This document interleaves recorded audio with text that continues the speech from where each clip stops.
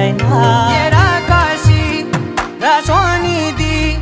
ఏ గడియల్లో పుట్టావేనైనా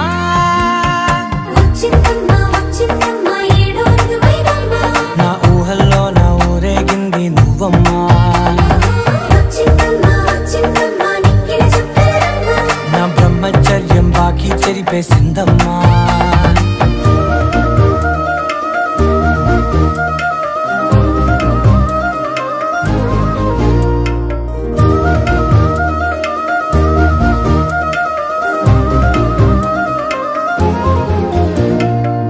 ఏకాంతాలన్నీ